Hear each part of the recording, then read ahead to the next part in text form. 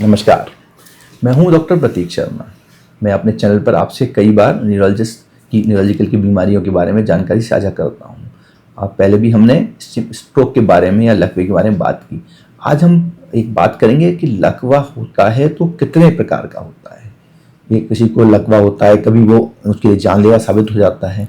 किसी के लिए लकवा होता है कि वो बीपी बढ़ जाने के कारण हो जाता है। कभी होता है कि दिमाग में क्लॉट आ गया है, कभी कहते हैं कि दिमाग में क्लॉट और ब्लीडिंग दोनों हो गई है।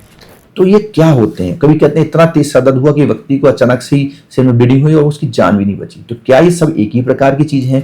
एक ही चीज के डिफरेंट लक्षण हैं? क्या ये सब एक जैसे ही हैं? सबका इलाज एक ही होता है या कुछ अलग अलग होता है? तो इस पर हम आज विस्तृत जानकारी इस पर विस्तृत में बात करेंगे विस्तार में। तो पहले बात करते हैं हम स्ट्रोक या लकवा। तो किसी भी व्यक्ति का अगर कोई हिस्सा काम करना बंद कर देता है तो वो स्ट्रोक हो सकता है। वो उंगली भी हो सकती है, हाथ भी हो सकता है या दिखना बंद हो सकता है। अगर व्यक्ति अचानक से बेहोश भी हो गया तब भी ये स्ट्रोक हो सकता है, पर उसमें प्रकार डिफरेंट के होंगे। जैसे कि अगर हम बात करें, इस्चेमिक स्ट्रोक में दिमाग के कुछ हिस्से की ब्लड सप्लाई रुक गई है, जो आमतौर पर बहुतायत में ऑलमोस्ट 85% केस में होता है।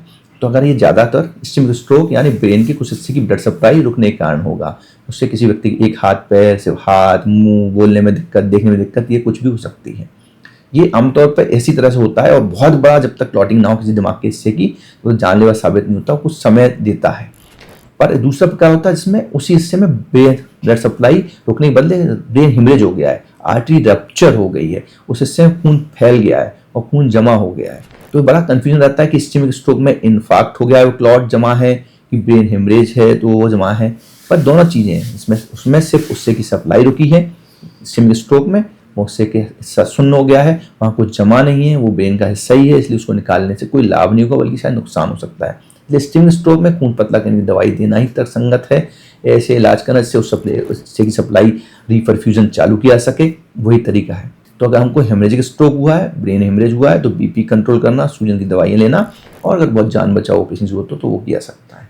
तीसरा प्रकार जो थोड़ा और कम में होता है, इसे कहते हैं सबरेक्नाइट हेमरेज। अचानक से आपको बहुत तेज सर दर्द होगा और तुरंत, कई बार हो सकता है उस सर दर्द की बात कुछ मामूली लकवा है क्योंकि एक ही तरफ ब्लीडिंग हुई है, कभी पूरे ब्रेन में ब्लीडिंग हो जाए तो उसे सबरेक्नाइट हेमरेज कहते हैं। पर शुरुआती बहुत तेज सर दर्द होना उसका प्रथम लक्षण होता है। ऐसा कभी कभी आपको एक आध बार पहले भी हुआ सकता है, जैसे हम सेंटिनल हेडेक कहते हैं। उसके बाद आपको सीवियर हेडेक होता है, जैसे हम लोग थंडरक्लैप हेडेक कहते हैं। तो अगर ऐसा सर दर्द हो कि जैसे वो तूफान ने थप्पड़ मार दिया मुझको, दुनिया का सबसे तेज सर दर्द हो, तो सबरेक्नाइट हेमरेज की शुरुआती लक्षण हो सकता है। किसी को अचानक तेज सर दर्द हो, उसको हल्के में ना लें, एक बार न्यूरो से सलाह जरूर लें, सीटी स्कैन, एमआरआई जैसा वो प्रिस्क्राइब करते हैं उस पर एक्शन लें। एक चौथे की बात करते हैं जो और थोड़ा कॉमन है। कहते हैं भाई ब्लीडिंग भी हो गई, क्लॉटिंग भी, उसे हम कहते हैं हेमरेजिक इन्फार्क्ट। उसकी खास बात ये बीमारी होती है जिसे सेरिब्रल वीनस साइनस थ्रोम्बोसिस कहते हैं।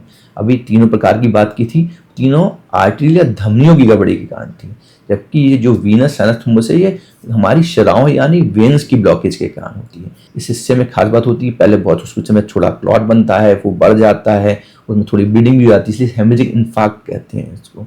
इसका इलाज पूरी तरह संभव है। स्ट्रोक की में रिकवरी का मामले में ये सबसे अच्छी वाली बीमारी है, उसमें रिकवरी हो सकती है। इलाज भी तो लंबा नहीं चलना होता है, आमतौर पर 6 महीने से साल या कुछ साल तक चलता है कुछ कंडीशंस में।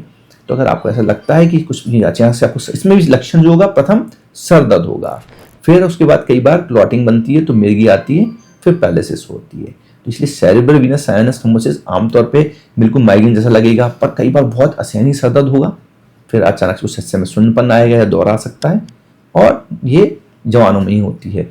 और चैनल अगर पसंद आए तो सब्सक्राइब करें और वीडियो को लाइक और शेयर करें।